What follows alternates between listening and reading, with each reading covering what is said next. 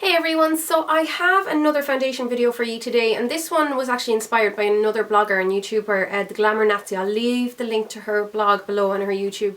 So she did this thing recently where she compared the ColorStay of the normal dry compared to the ColorStay for combination oily skin. And I found her findings so kind of intriguing that I just really wanted to go out and try it for myself, because I just thought it was really interesting what she came up with. I have to say I do agree with her a lot on some of the things she said. So I will definitely urge anyone who is interested in these foundations to go and see her review on it as well, just to see you know, what her thoughts were as well, because I was greatly influenced by her, but I'm still letting you know my own thoughts now on this. I have these guys here. Now this is the older packaging that I have for the combination oily skin. I'd say I have this nearly 2 years at this stage, possibly. And then the newer packaging is like this, where it has the 24 hours written on the actual cap, and the writing is in white. So that's what it should be on both of them. Both of these I think are $17.99 here in Ireland. So it's not the cheapest by any means when it comes to a drugstore brand. They're actually on the higher end for the pharmacy. The shade range is pretty good. I'll show you some of the differences now. So I'll start off with the combination oily skin one. This one comes in the better shade range. It comes with 20 shades, which I think is extremely good for a pharmacy brand or a drugstore brand. And my one says an SPF of 6, but I think the repackaged one, so it might have been reformulated a little bit, has an SPF of 15 in it. The normal to dry one only has 12 shades in it. So I'm not really sure why they thought that there's more combination oily people out there. But anyhow, another noticeable difference in this is that the SPF in the normal dry one is a 20. Again, I'm not really sure the reasoning behind that. It's not like someone who is dry is going to be more prone to sun damage than someone who is a little bit oilier. But they're the two most noticeable differences. So there's more shades in the combination oily range, and it has a lower SPF. And then in the new packaging of this one, the lid is like this, where it's just plain black, but it has the writing on it, whereas this one is black with like a clear covering around it. So they're the two kind of most notable difference when you're looking at it. Other than that, they both come in their 30ml, which is a 1 fluid ounce size bottle, and it's glass.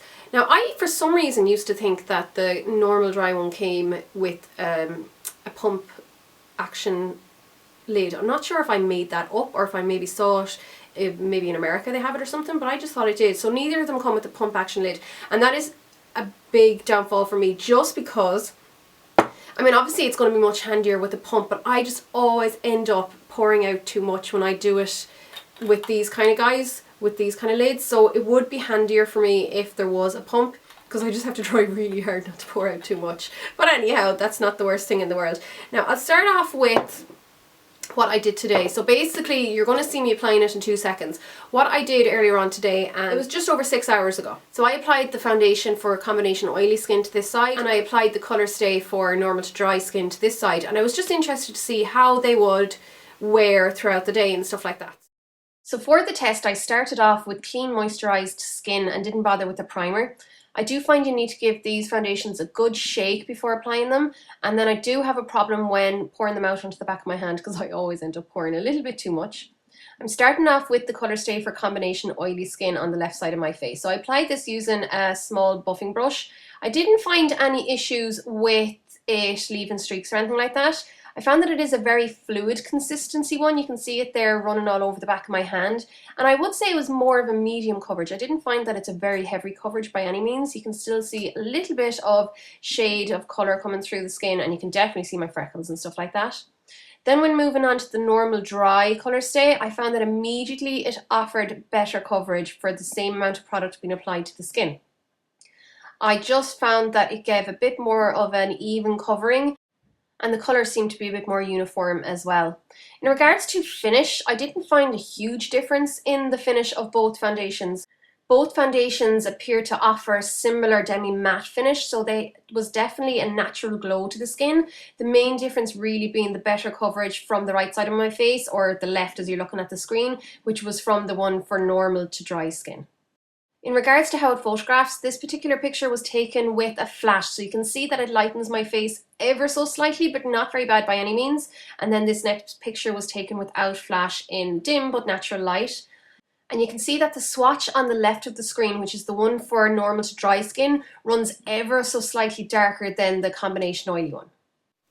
And this is now me talking about it 6 hours later, which gives a good idea of how it wears. I will point out that I've blown my nose a couple of times today because I'm still smothered with the cold, and it hasn't really worn away too much, I have to say, which is good around the nose area. Maybe a little bit just on the very top up here. But what surprised me the most is that I find this side ever so slightly more oily than this side, which is really surprising considering this is the one for the combination oily skin and this is one for the dry normal skin. So you'd assume that the one for dry normal skin would be the more dewy one, maybe the one that would get progressively, you know, shinier throughout the day, whereas this is the one that's not holding up as well for some reason. Now when I was looking at the ingredients of these guys, this one here, which is this side, the more oily side, and you know, the shinier side, I mean, the one that is supposed to be for combination oily skin, this is a water-based product, and then it has a silicone as the second ingredient, whereas this guy here, which is the one that's not quite as shiny looking on my skin, is for the first ingredient is silicone and the second ingredient is water. So I'm thinking that it's that, because this is a silicone based one, that it's maybe working better at keeping oil at bay. So that's just really interesting to note.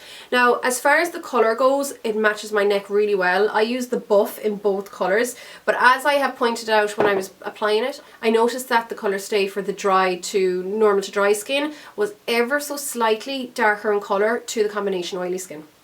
But once it's on my skin, I can't tell any difference. Like, you can't really tell that I've got two different colour foundations on. It's really, really minimal. I personally haven't noticed any oxidization. So you can see there, compared to my neck, it hasn't gotten any darker, which I'm, you know, impressed by, because I know some people have been complaining about the ColorStay oxidizing on them, and I haven't. And if anything, I should, because like I said, I'm still a wee bit sick. I'm sweating loads, and then I'm stuck in front of the heater loads, and, you know, I just generally feel a bit gross, and I feel like I'm a little bit oilier than normal, but it doesn't seem to have affected the colour of the foundation, which is really good. Now, as far as wearing away, it hasn't worn away much. A tiny bit here in my jawline, which could be just from, you know, my jacket earlier on or the scarf. Tiny wee bit here on my chin. And then, like I said, the smallest little bit there just on the top of my nose, from where I was blowing my nose. So I'll just zoom in really quickly so you can see close up. It still has quite decent coverage, but I can definitely see much more of a shine. I think this side looks more oily, whereas this side looks more dewy, but it's still not that shine. This just looks wetter, in my opinion, particularly down the side of the nose, which I'm very, very surprised about considering the finish. And then I tend to get a little bit oily right there between my eyes as well. But that was definitely the most interesting thing to note. So for my final thoughts on the foundations, I think the main thing is my surprise at how well the normal dry side held up on my oily T-zone area compared to the one for combination oily skin. This one definitely seems to keep me a little bit matter. But one thing I will point out is at the start of the day when I first applied it, this started off matter. This had a teeny bit more of a natural dewy glow compared to this. But then this side progressively got dewier, kind of oilier as the day went on, and this one kind of halted. This one doesn't seem to have been affected by any of the oil production underneath. So that's just really interesting to point out. In regards to how it's holding up, I can still see that there's slightly better coverage. It's minimal, but there is better coverage there, because I can definitely see much more pigmentation on this side than on this side. But it's not like it's necessarily worn off more on any one side more than the other. It seems to be just kind of the same as it was and just continued on as they were. Just the main thing really is the oiliness. So I don't think that I would get a good 24 hours out of this. Considering after 6 hours I'm quite shiny here, I definitely think, you know, that's only 6 out of 24 hours. 18 hours later, I think that would definitely not be looking too hot on me by any means. So not that I would ever try the 24-hour thing. And then my forehead doesn't seem to get oily lately with my fringe, so I don't know if that's my hair absorbing the oil or what, but that's just that. So I hope this was in any way interesting. I think maybe you'll get a bit more information if you go and check out the Glamour Nazi's blog, because I think she might have been a little bit more thorough than I am. You can blame my cold and germs on that. yeah, so that's that, and I will put any more information on the blog as usual, and in the meantime, thanks a million for watching. Cheers guys, slán!